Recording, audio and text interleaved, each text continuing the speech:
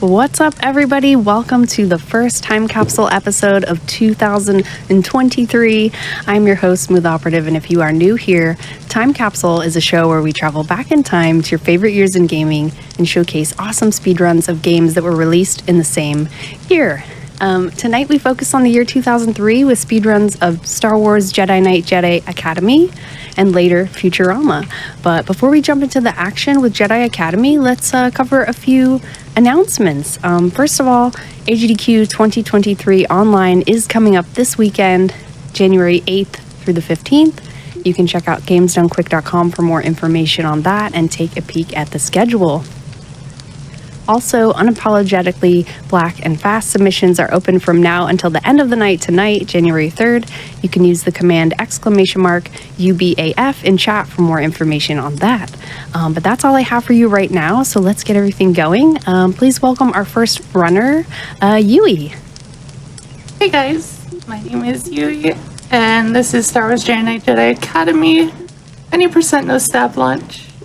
I've been running this game for about maybe 4 to 5 months now. And yeah, happy to be here. Right on. And also commentator, CovertMuffin. Hi Muffin. Hey, how you doing? How's it going? Doing good. I'm actually really looking forward to this. For people who don't know Yui, she is an incredibly talented and skilled multiplayer saber combat person. Like, we both kind of have our roots from the multiplayer communities. And she is a new speedrunner, as she mentioned, but she has been improving at an alarming rate. Like, she already has sub 30 on the leaderboard, which is an incredibly impressive time. So I'm very, very excited to see how she does tonight and looking forward to helping out on comms. Absolutely. Well, thank you so much, both of you, for being here. Yui, you can start whenever you are feeling comfortable and ready. All right, so we're gonna load into the first level here, and then we will start in 3, 2, 1, go. Best of luck.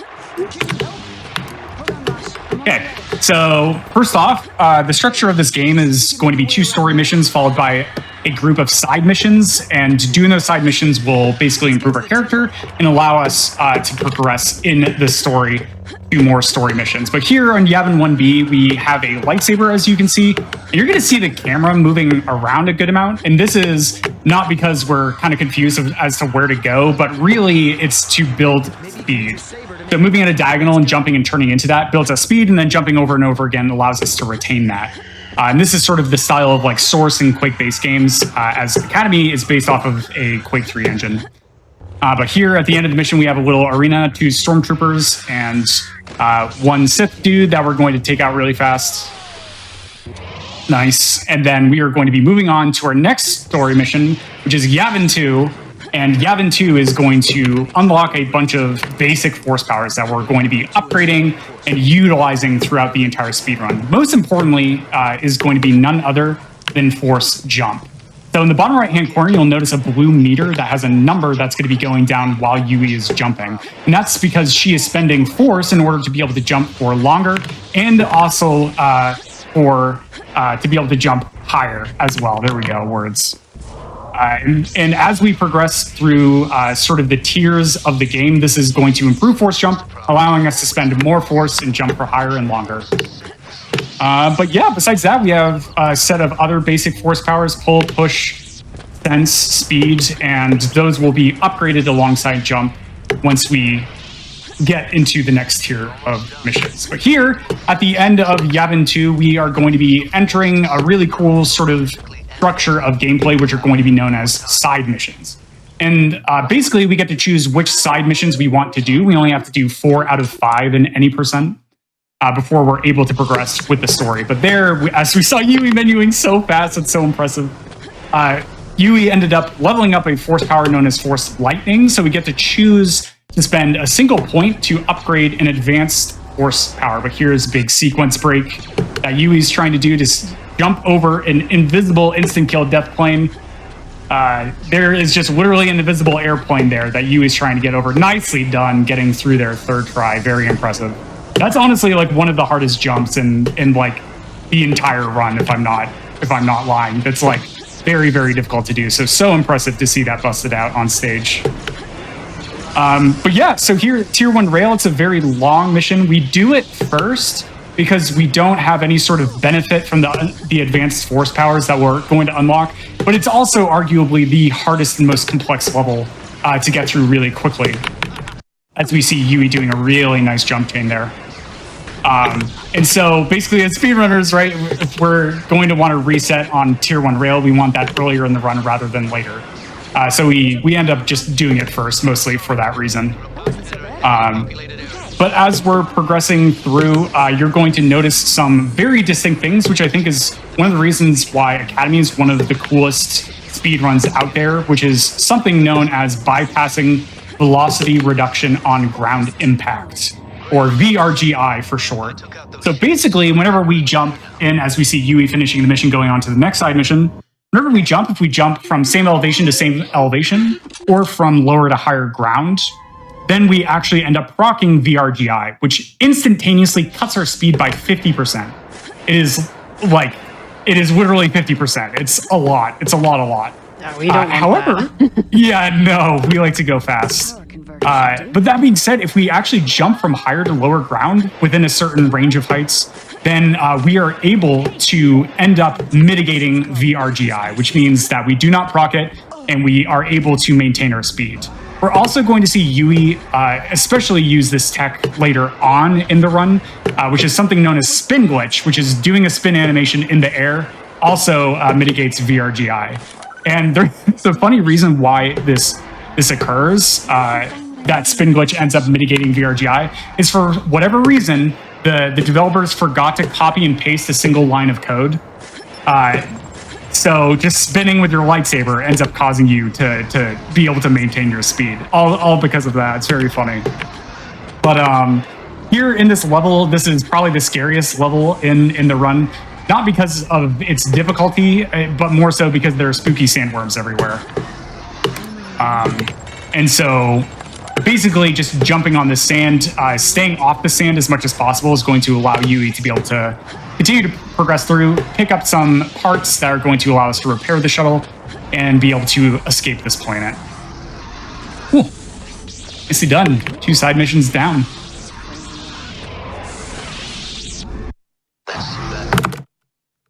Okay, so coming up here is going to be Tier 1 Sour, which is one of the levels that's changed as of late, or recently. Or no, this is Surprise, excuse me. Surprise. So on Surprise, yeah. Surprise! Surprise is one of my favorite levels for the run itself. There's just beautiful jump chains, especially in this opening sequence. And we see those spin glitches coming out from Yui to be able to maintain their speed. Nicely done. Using force pull there actually ends up bypassing a specific portion of the animation cooldown, so it allows us to be able to spin a little bit quicker, as well as putting away the lightsaber to pull it back out. But nicely done, nailing Canyon Climb. There are just pixels on that wall that Yui was able to jump up. Very nicely done. But yeah, Yui just busting out a lot of like advanced tech here with being able to try and maintain that jump chain. Yeah, the spin glitch is very, very nicely done. So here, this is used to be known as MST, which is called Make Surprise Terrible again. What a name. Where, yeah. I don't know if I have time to explain it, probably not. But basically, Yui just crouched there, and she was able to sneak her head into a trigger zone to be able to load a droid here. Then doing an animation clip with the thermal detonators again to be able to push a blockade is going to cause the droid to move, and then we can end up spawning these last 6 enemies, which trigger the end of the mission. Nicely done. Yeah, and so there, as you saw as well, Yui's using an advanced force power known as Force Lightning. And so Force Lightning just absolutely obliterates units. Like, people who play this game casually, probably who have done multiple playthroughs, just know how fun it is to just rush Force Lightning 3. And not only is it fun, but it also saves a good bit of time. Especially here, in this arena here, there's going to be a pack of 2 enemies there. Yui was able to get 1, so just going to clear out that human with a couple of thermal detonators. And then lining up a shot, I think that looks good. Yeah, and then killing this last enemy ends up opening the door and spawning the trigger to be able to continue on in the mission. And yes, reverse or crouching. Nailed it. Oh, that's beautiful. Oh man. I'm so proud of you. That's so great.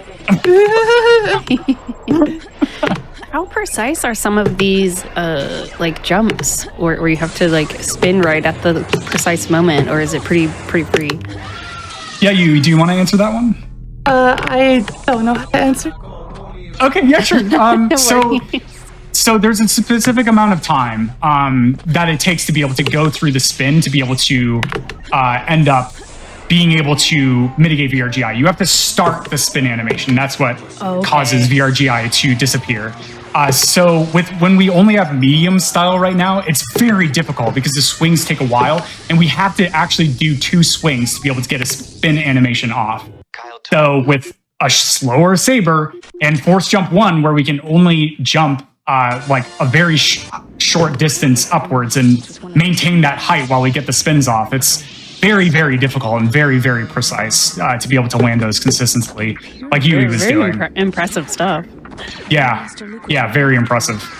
And so here, this is going to be an excellent level. This is going to be our first of 2 vehicle levels, and the vehicles in this game are just absolutely magnificent. So here, Yui's going to get through this cave and then pick up a second Tauntaun, and then we're going to do something a little bit special with that second Tauntaun. We're actually going to glitch it out a bit, causing it to go into what we like to call the ice skater state. So here, Yui's going to take this Tauntaun, speed boost with it to build a bunch of speed, and then strafe jump and turn with it to build even more speed, which is going to be something else we're going to do in a little bit as well. But going up this cliff, walking off as you saw, and then just knocked Yui off, right? But it's not over yet. The Tauntaun now decelerates at a less rate, which means we are able to build a lot more speed with it. And so looking up this mountain, there's a huge invisible wall, but just catapulting us up, we're able to get over that invisible wall and skip about like half or a third of the entire level. Very nicely done. Very impressive to get that first try. That is not an easy trick. And you're just like nailing all these really difficult things in very few tries. Like rail was awesome, and then you got Hoth 2 done really fast. Just very great stuff. Keep it up. And I'm actually just doing a little bit of shipper walking here, so to move all hallways. Yeah, exactly. So basically, if we can't like strafe jump in order to be able to build and maintain that speed, pressing A and D back and forth, you can see that number sort of like in the middle of the screen, that white number, and you'll notice it go up above 250 when she just presses A and D back and forth. And this is because whenever you add a strafe key on, the game actually ends up accelerating a little bit and then applying a deceleration back down to 250. But if we just continuously tap between A and D, that actually just allows us to continue walking at that faster rate. So just a very, very cool little bit of an exploit here because it doesn't immediately decelerate you down to 250. Cool.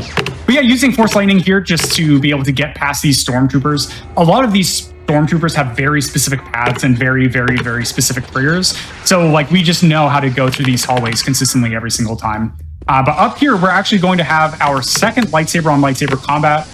And Yui, are you going to do the rage strat? I'm going to do the rage strat. So what I did was when I was in the 4th level, I believe, on Sour, I upgraded Force Rage, Dark Rage level 1.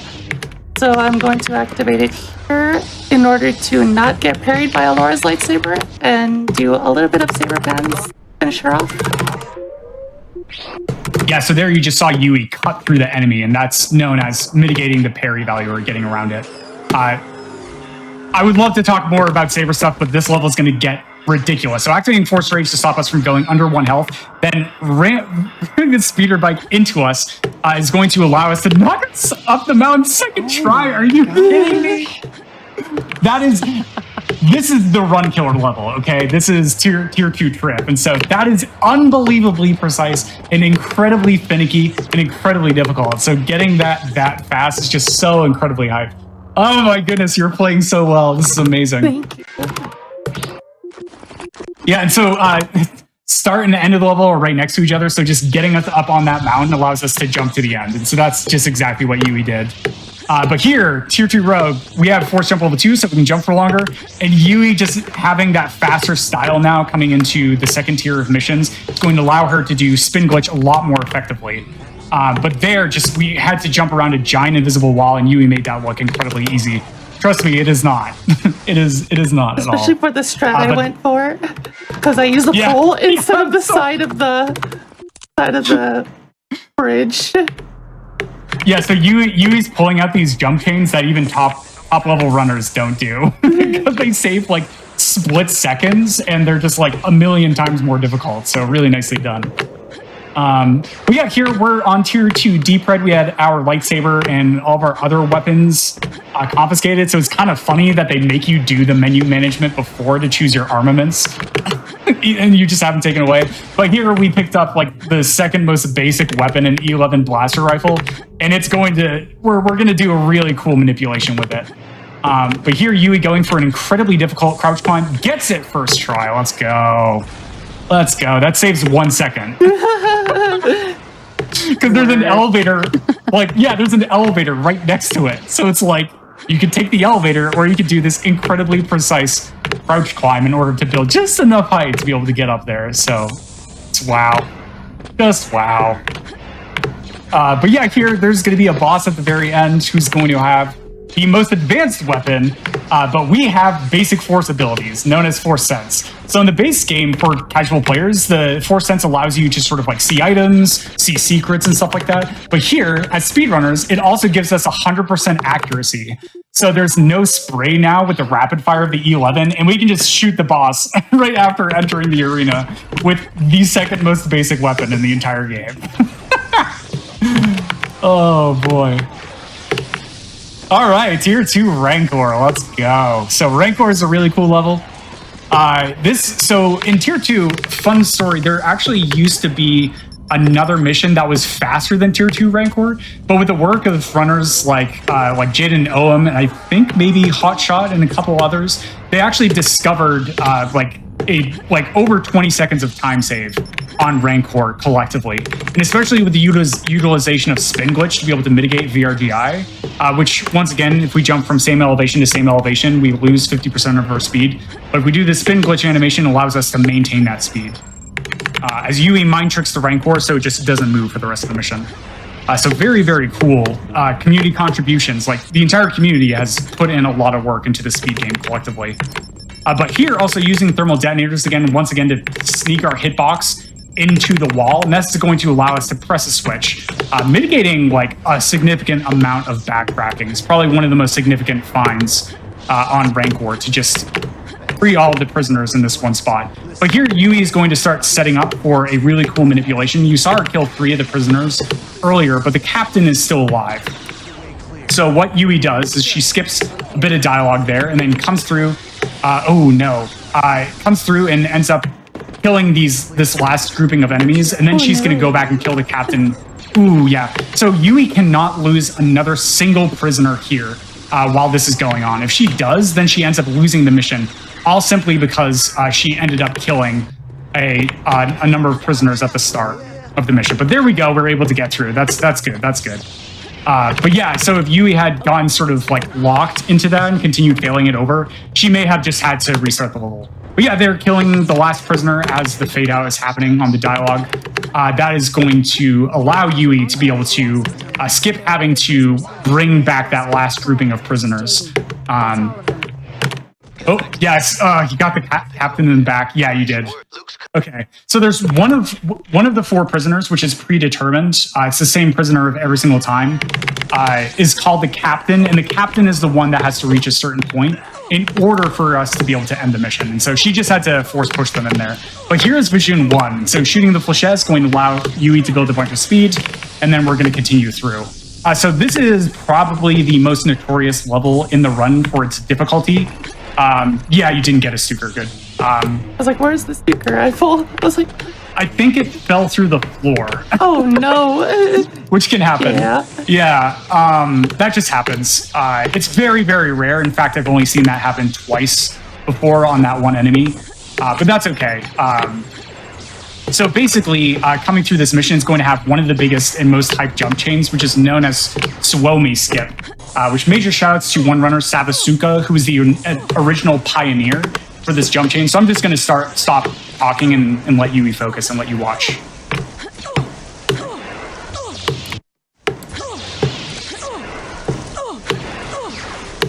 Almost.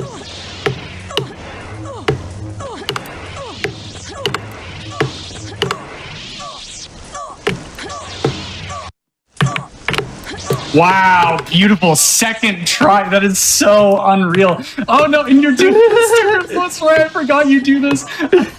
Oh my So this goodness. is Vajoon skip. So if you had gone a Stuker, she would have been able to make this trick a million times easier, but she does this anyway. Because it's funny. That is It's so... funny. Yeah. Oh man, I cannot believe you still do that. That is ridiculous. So yeah, so that is Vajoon skip. It was actually a skip that we've known about for a very long time. But Yui just skipped using a Stuker concussion rifle to push herself back to make it easier. But it is incredibly precise, the trick that she ended up doing, because we only have so much ability to be able to jump higher. Because we only have force jump level 2 at this point. But after this mission and after one more mission, we're going to enter tier 3 and unlock force jump level 3, which is going to be... It's going to be a lot. We're going to be able to jump very, very high and for very long periods of time. But here on Vajoon 2, it's actually a really nice level. That skip there that we saw Yui do, that really precise jump in the water pump room, known as Bill Doctorn skip. Thank you so much, Bildo. Probably one of the most influential skips in the entire speedrun. Oh, cool. You were trying to use lunge tech. Yeah, so lunging in air ends up stopping us from ascending or descending. This is actually one of Sagi's favorite mechanics in the game that we just don't really use. But without the Stuker, we can't push ourselves down, so Yui's just saving 2 seconds there with a lunge at a well-timed spot. But yeah, Vajoon 2 is a really relaxing level. There's really not too much that's difficult in the level. And it allows us, and same thing for Vajoon 3, really not too many difficult things in Vajoon 3 at all. So it gives us like sort of a breather, because like tier 2 and tier 1 are incredibly intense, especially, and then gives us a breather before we go into tier 3, which is going to have some of the most hype and some of the most difficult jump chains in the entire run. Maybe before we get there, Yui, would you mind telling us what got you interested in speedrunning Jedi Academy in the first place? So what got me interested was I actually played this game like casually when I was like very, very little. I was like, I think 7 or 6 when I played this. It was on the original Xbox. Then I was like, I play this game a lot. But then what ended up happening was... Oh, get out of here. What ended up happening was... I ended up picking up the multiplayer for PC. And then I ran into, like, this one server, and I just never looked back. Aw, that's cool. I love it when a runner is doing a game that is very nostalgic for them. So you're doing great, Yui. Thank you. Yeah, amazing stuff. Like, this run has been going so well. You've been nailing so many difficult things. Like, it's been so impressive to me, especially to see. Cool. All right. So Vajoon 3, there's, I guess this is honestly the most difficult part of the mission, is this one saber enemy outside of the Rosh boss fight, where they can just absolutely troll you, because the AI in this game is actually very intricate and very detailed, but using force speed to slow down time just allows us to have a much easier fight. But coming in here, Yui is going to be taking down Rosh, and there we haven't talked about this, but Yui just ended up entering a cutscene, and doing so allows us to skip the entire fight, and all we have to do is take Rosh down once, and then that allows us to end the mission. But here, this is going to be another amazing mission, so I'm just going to let you focus. We're just going to go from the start all the way to the end.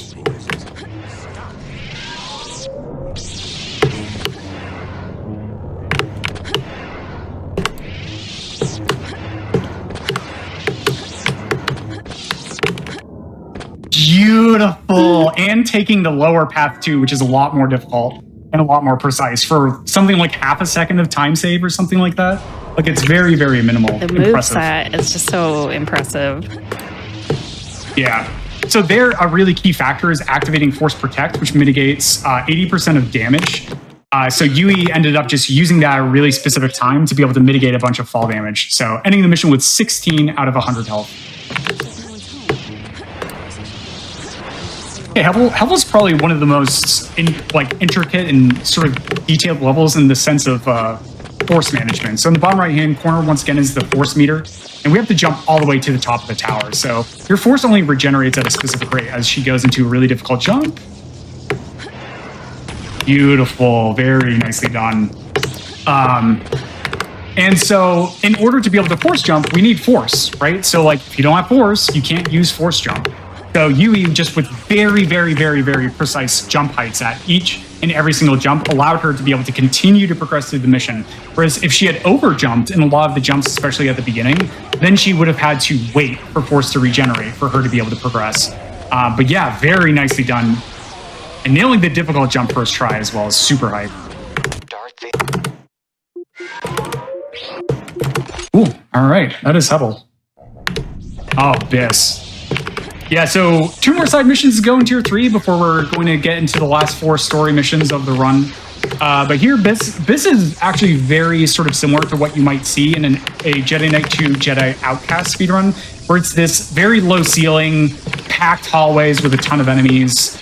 And so Academy mostly is like sort of an outdoors game, like very sort of open areas, allowing us to do creative jump chains and stuff like this, where this Biss in particular is just very, very close and narrow. But here, after Yui activates the tractor beam and hits a trigger right around here, she is going to spawn TIE fighters that she has to end up taking down.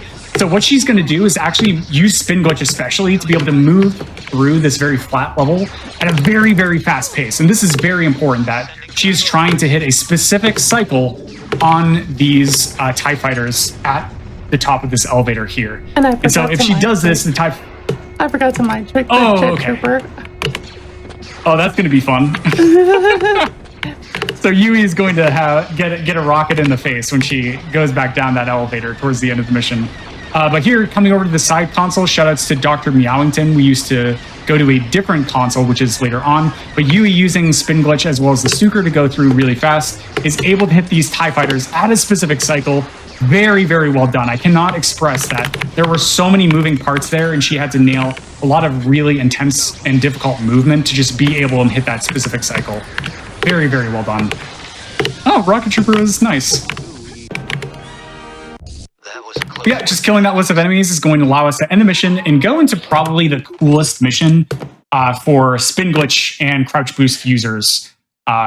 This is definitely, I know from Sajiki, who is a veteran runner of this game as well, he loves this level with Spin Glitch. And so Yui's going to show off a lot of really difficult and really intricate continuations through doorways and stuff. Like, you have to land like in a very, very specific set of pixels to be able to get a lot of these continuations through. But basically, the gist is Boba Fett is like smuggling a bunch of weapons and stuff, and so we're going to end up blowing up all of them because blowing up weapons is good, kids. Yes. Yeah. All right. Yeah. You didn't hear it on Time Capsule. But yeah, so basically there's going to be 3 bombs in each area. So Yui just took care of the first grouping of 3 bombs, and then there's going to be 3 more to set. Oh, it's so close. That's the most difficult doorway continuation there. That was really, really close. But this one's also really tough. Well, okay, just setting up for another jump chain here. Nice elevation boosts there. Cool, cool. Okay, so setting up another chain here is going to bring us to the furthest bomb, just because like we have a ton of speed, right? And so it makes the most sense to go for the furthest bomb when you have like a ton of speed, as opposed to like starting a new chain from one of the previous bombs in order to get down there. So nice order optimization there from Yui. Just going to plant this one, have 1 more bomb. And you may have noticed that we actually enter the cutscene at the start of the mission, and it's all because Boba Fett, if we don't skip that cutscene and we go through really fast, he's just in a doorway every single time, and it blocks you from being able to do it. But here, Yui is going to conserve her force here because she's going to be spending all of it in order to be able to jump up to where Boba Fett's going to spawn, because we have to end up taking him down in order to end the mission. Oh, rocket! Come down here.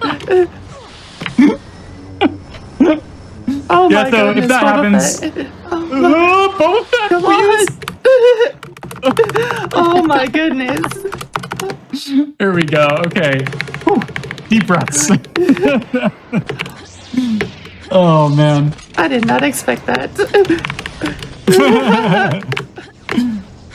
So here, we're now on the last grouping of 4 story missions before we're going to be closing out this run. Just such an awesome performance so far, you. Just very impressive stuff to see. This is actually the longest level casually, but it's probably the shortest one in the speed run, which is known as Vision 1. Yeah, I already said the name. So here, Yui just using Force in order to be able to jump really high allows us to bypass like pretty much everything and then just jump to the end of the mission. And that climb there is known as the T-Mac G. The shoutouts to the greatest Spider-Man of all time. Here's Tasker 2, which is probably one of the scariest levels when you're on PV pace, because like your hands are shaking, you're really nervous, and there's a lot of really precise movement elements in the mission that can go wrong for various reasons. So here, Saki showing off the Hekigan chain, nicely done. Just jumping over a cutscene trigger there and then landing on one of those side pedals. And then here, jumping past that saber enemy at a very specific rate allows us to sort of manipulate his AI in a certain way so he doesn't troll us. Then coming up here, we're going to be going for the Thunder Thighs cycle, which is very specific. So here at the bottom of the elevator, we actually hit a trigger to start sort of a cycle in a further room with an instant kill of death sort of plane that can spawn, which we call Thunder Thighs. And so here, jumping through at a very specific rate, Yui is going to be able to catch the cycle perfectly. And she nailed all of that movement. And so, yep, here it is. There's Thunder Thighs. Goodbye. And we are able to get through. Very nicely done. And now, you do the light side, right? Yeah. Okay. Jeez. Yeah, so this is how bonkers Yui is and how impressive she is, especially as a newer runner, is that she's going to be taking the much harder boss fight and much more precise. So here, with 50 Force, Yui is going to try and activate Force Speed within about a 0.2 to a 0.5 second timing. Oh no, you're doing grip strats! Yes, grip strats! I can't believe you did grip strats. Oh, Muffin that's so did funny. not see that one coming. Yeah. So she's thinking a much easier and a much cooler fight. So there, this is a discovery by me. So if you have Force Grip level 2 and you grip her and she pushes you away, then what happens is it actually locks her AI state. After she pushes you away, she just stands there. So you can just go up and kill her after she pushes you away. And this works on every single boss except for the final one. Every single one. But here, this is going to be... How do you even explain this trick? During the lightsaber underneath, we're going to try and break 2 pillars by deactivating our lightsaber mid-throw as it's going towards them. And this is known as Vrindor. And so, it doesn't look like much, but this is probably the most difficult trick in the entire game. And it only saves about 20 seconds.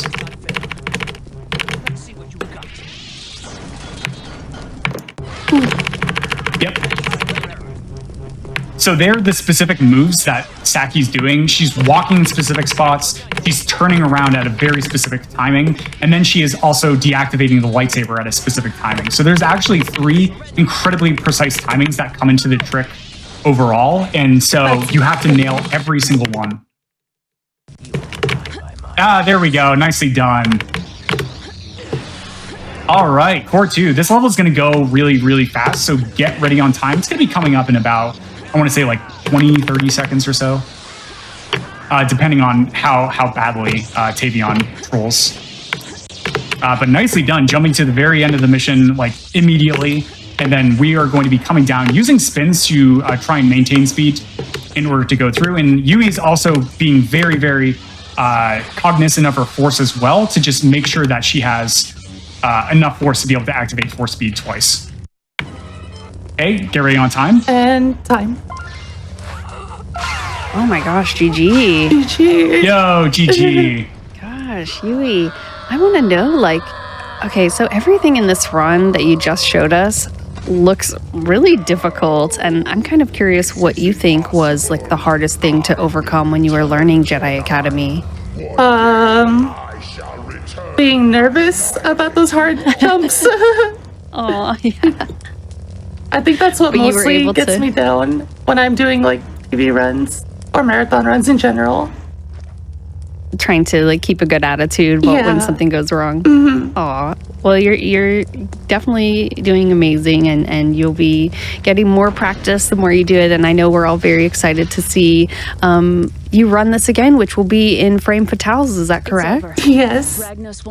Awesome. And I looked it up for all of you. It looks like Yui's run of Jedi Knight, Jedi Academy will be happening Thursday, March 2nd. So be on the lookout in March. Do you have any shout outs or comments that either of you would like to say before we move to the next run tonight? Could have ever hoped. You have become a true Jedi. Thank you to SmoothOperative for having me. And having Muffin too. Of course. And thank you to Muffin for helping me with commentary. Yeah, of course. I've had Muffin here before, but it was a pleasure to meet you, Yui, and I'd be happy to have both of you back anytime. Thank you. Just a few really quick shout-outs. Major shout-outs to the community. The community is so welcoming and so helpful. So if you're interested in trying out the speedrun, like we have amazing beginners resources. Just go to speedrun.com/JKA and go to the guide section and watch Sajiki's beginners tutorial. It's in all honesty, like I think it's one of the best beginners tutorials that I've ever seen, period. So definitely try this out. Don't hesitate. And yeah, Yui, good luck in March. I'm really excited to see you run this game again. Thank you so much. Absolutely. Well, thank you both again. We are about to break real quick, but before we do, I just want to give a huge shout out to all of our supporters.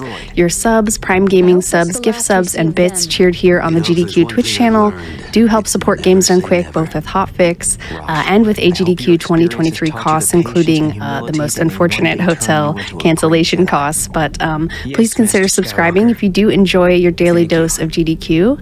And if you'd like to follow everything GDQ, you can use the command !links in the Twitch chat or for access. But we will be right back with Futurama, so stay tuned. You deserve it, Jaden.